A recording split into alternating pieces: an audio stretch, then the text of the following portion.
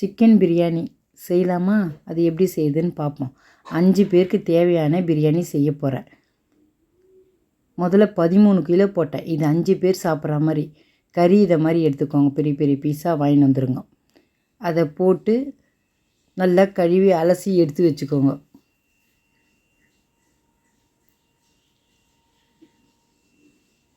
நல்லா க்ளீன் பண்ணிவிடுங்க. க்ளீன் பண்ணிவிட்டு இதை மாதிரி வெடிக்கட்டி வச்சுக்கோங்க, தண்ணி இல்லாமல். இப்போது ஒரு குக்கர் எடுத்துகிட்டு அந்த குக்கரில் போட்டுருங்க. போட்டு கொஞ்சம் போல் தண்ணி ஊற்றிடுங்க. அதில் கொஞ்சமாக உப்பு, அவ்வளோதான். இப்போது குக்கரை மூடி வேகமாக 2 விசில் வச்சு இறக்கிடுங்க. 2 விசில் போதும், வேகமாக வச்சு இறக்கிடுங்க. இப்போது இஞ்சி எடுத்து இதை மாதிரி நல்லா கழுவிடுங்க. மண் இருக்கும். இஞ்சியை நல்லாமல் இது மாதிரி 2 பீஸ் எடுத்துக்கோங்க. அதை நல்லா கழுவிட்டு தோல் சீட்டு இது மாதிரி கட் பண்ணிங்க. பூண்டு எடுத்து வச்சுக்கோங்க. புதினாவை இதை மாதிரி கிள்ளி நல்லா அலசி எடுத்து வச்சுக்கோங்க. அதையும் வெங்காயம், தக்காளி, இஞ்சி, புதினா, பச்சை மிளகாய், பூண்டு, இஞ்சி இதை மாதிரி அரைச்சி வச்சுக்கோங்க நல்லா மழமழன்னு. லெமன். இப்போ வெங்காயம் இதை மாதிரி கட் பண்ணி வச்சுக்கோங்க. பாருங்கள், மெலிசாக இருக்குது பாருங்கள். இதை மாதிரி கட் பண்ணிக்கணும். அப்போ தான் சீக்கிரம் வதங்கும். இப்போ அரிசி எடுத்து வச்சுக்கலாம். 1 கிளாஸு, 2 கிளாஸ், 3 கிளாஸ், 4 கிளாஸ். இது 5 பேர் தாராளமாக சாப்பிட்லாம். இந்த அரிசியில் தண்ணி ஊற்றி 20 நிமிஷம் ஊற வச்சுருங்க. இது மாதிரி தண்ணி ஊற்றி 20 நிமிஷம் ஊற வச்சுருங்க. 20 நிமிஷம் ஊறின பிறகு நல்லா இதை மாதிரி கழுவிடுங்க. கழுவிட்டு இதை மாதிரி வெடிக்கட்டி வச்சுக்கோங்க.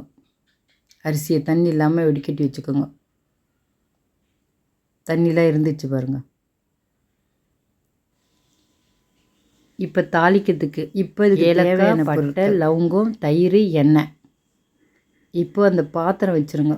பிரியாணி தாளிக்கிறது எண்ணெய் ஊற்றிட்டு எண்ணெய் காஞ்சிருச்சு. பட்டை, லவங்கம், ஏலக்காய் எல்லாத்தையும் சேர்த்துட்டு வெங்காயம் அதை அப்படியே சேர்த்துருங்க. சேர்த்துட்டு நல்லா இதை மாதிரி வதக்குங்க.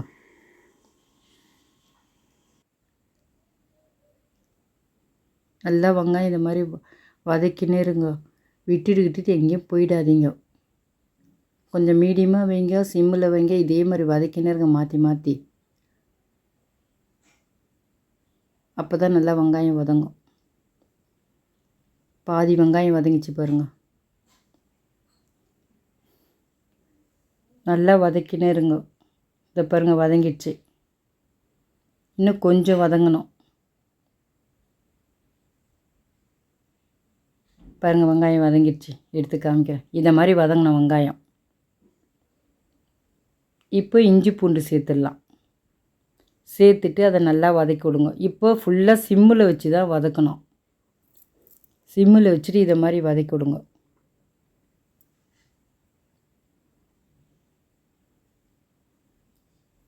பார்த்துங்க, நல்லா இதை மாதிரி தான் வதக்கணும். அடி பிடிக்கல பாருங்கள். இதே மாதிரி சுரண்டி வதக்கணும். இல்லைன்னு வச்சுங்க, அடியில் அப்படியே தங்கிடும். சாப்பாடு வேகும்போது ஃபுல்லாக அடி பிடிச்சிடும். இஞ்சி பூண்டு வதங்கினோன்னே புதினா சேர்த்துருங்க. புதினா சேர்த்துட்டு நல்லா இதை மாதிரி வதக்குங்க. புதினா வதங்கிடுச்சு. பச்சை மிளகாய் சேர்த்துருங்க. அதையும் சேர்த்து நல்லா இப்படி வதக்கிடுங்க. பாருங்கள், அடியே பிடிக்கல பாருங்கள். நம்ம வதக்கத்தில் தான் இருக்குது, அடி பிடிக்காது. கொஞ்சம் விட்டுட்டு போனீங்கன்னா பிடிச்சிரும் அடி.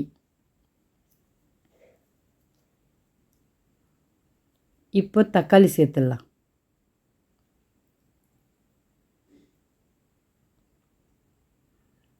தக்காளியை சேர்த்துட்டு நல்லா வதக்குங்க. தக்காளி அவ்வளோ சீக்கிரம் வதங்காது. அதனால் ஒரு தட்டு போட்டு மூடிடுங்க. சீக்கிரமாக வதங்கிடும். பாருங்கள், பாதி வதங்கிடுச்சு. இன்னொருட்டி நல்லா கலரி விட்டுட்டு மூடுங்க. நல்லா கலருங்க. திருப்பியும் தட்டு போட்டு மூடிடுங்க. தட்டு போட்டு மூடிட்டிங்கன்னா சீக்கிரமாக வதங்கிடும். இப்போ பாருங்கள் நல்லா வதங்கிடுச்சிங்களா? அவ்வளோதான், தக்காளி நல்லா வதங்கிடுச்சு.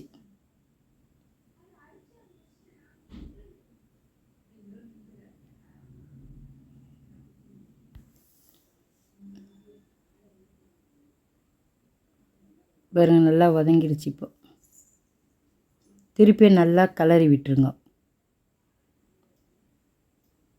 நல்லா கிளறிட்டே இருங்க, இல்லை அடி பிடிக்கும்.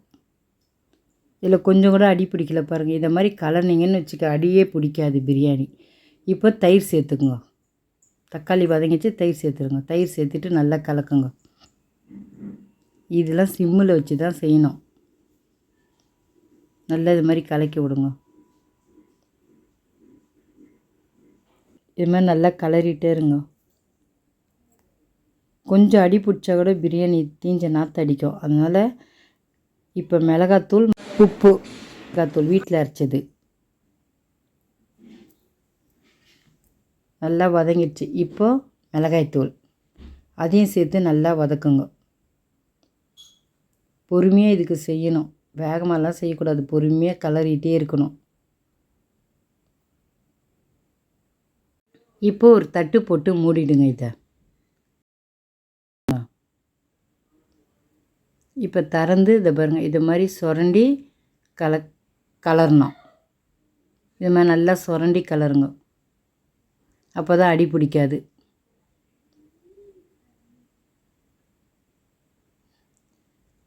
இப்போ உப்பு சேர்த்துருங்க. உப்பு சேர்த்துட்டு கலக்குங்க, கலரி விடுங்க.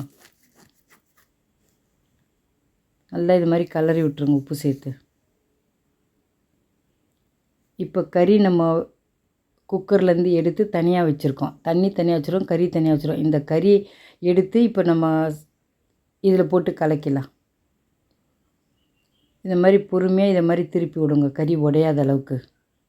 எப்படி பண்ணாலும் கறி உடையும், ஆனால் பொறுமையாக செய்யுங்க. இந்த மாதிரி பொறுமையாக கலரி விடுங்க. கொஞ்ச நேரம் அப்படியே விட்டுருங்க, தட்டு போட்டு மூடிடுங்க. அந்த காரெல்லாம் அந்த கறியில் ஏறணும்.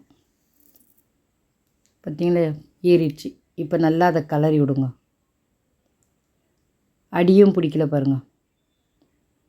பொறுமையாக செய்யுங்க, கறி இல்லைன்னா உடஞ்சிரும்.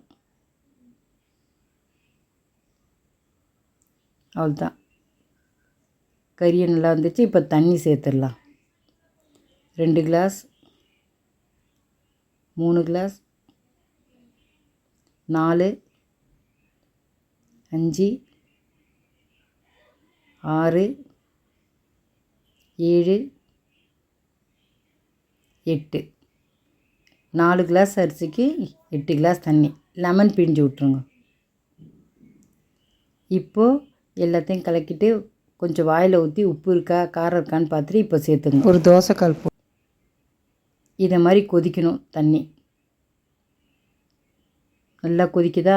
இப்போ தான் அரிசி சேர்க்கணும். நல்லா கொதிக்கும் போது தான் அரிசி சேர்க்கணும். இப்போ அரிசியை சேர்த்துருங்க. அரிசியை சேர்த்துட்டு பொறுமையாக கிளறி விடுங்க. இது மாதிரி பொறுமையாக கிளறி விடுங்க. நல்லா கிளறி விட்டுட்டு இப்போ தட்டு போட்டு மூடிடுங்க. நல்லா கொதி வந்துச்சு. பொறுமையாக அதை கிளறி விடுங்க. பாருங்கள், அடியே பிடிக்கல பாருங்கள். கொஞ்சம் ஸ்லோ பண்ணிவிடுங்க. ஸ்லோ பண்ணிவிட்டு நல்லா கிளறி விட்டுருங்க திருப்பியும். இந்த மாதிரி பொறுமையாக கிளறி விடுங்க. பாருங்கள், சாப்பாடு பாருங்கள் எப்படி இருக்குது. அந்த அரிசிலாம் எவ்வளோ பெருசாக இருக்குது பாருங்கள். தெரியுதா? நல்லா பெருசாக இருக்குது பாருங்கள். நீட்டிட்டு அழகாக இருக்குது பாருங்கள் அரிசி. உடச்சிட்டிங்கன்னா சின்ன சின்னதாகிடும். அதனால் பொறுமையாக கலருங்க. அவ்வளோதான், தம் போட ரெடி ஆகிட்டார். இப்போ பக்கத்தில் ஒரு தோசைக்கல் போட்டுருங்க. அது காஞ்சின்னு இருக்குது. இப்போது ஸ்லோ பண்ணிவிடுங்க. ஸ்லோ பண்ணிவிட்டு எடுத்து தம் போடலாம். அதை எடுத்து வச்சுட்டு கொஞ்சம் மேலே தண்ணி வச்சு சிம்மில் வச்சுருங்க. பாருங்கள், சிம்மில் வச்சாச்சு. 25 நிமிஷம் அப்படியே சிம்மில் இருக்கட்டும். இப்போ 25 நிமிஷம் ஆகிடுச்சு, ஆஃப் பண்ணியாச்சு. ஒரு 10 நிமிஷம் அப்படியே இருக்கட்டும், திறக்காதீங்க. இப்போ திறக்கலாம். 10 நிமிஷம் ஆயிடுச்சு. பாருங்கள் சாப்பாடு எப்படி இருக்குது பாருங்கள். பார்க்கவே அழகாக இருக்குல்ல. ஒன்று கூட உடையில சாப்பாடு. இப்போ அதை அப்படியே மெதுவாக இப்படி கலரி காமிங்க. இப்படி மெதுவாக கலரி விடுங்க. பாருங்கள் சாப்பாடு உடையாமல் எவ்வளோ அழகாக இருக்குது. உதிரி உதிரியாக இருக்குது பாருங்கள். சாப்பாடு ரெடி ஆயிடுச்சு. சாப்பிட்டு பார்த்துட்டு எப்படி இருக்குன்னு சொல்லுங்கள். நீங்களும் இதே மாதிரி செஞ்சு பாருங்கள். சண்டே அன்னைக்கு பொறுமையாக இதை மாதிரி பார்த்து செய்து பாருங்கள். லைக் பண்ணுங்கள், ஷேர் பண்ணுங்கள், மறக்காமல் நம்ம சேனலுக்கு சப்ஸ்கிரைப் பண்ணுங்கள். தேங்க்ஸ் ஃபார் வாட்சிங்.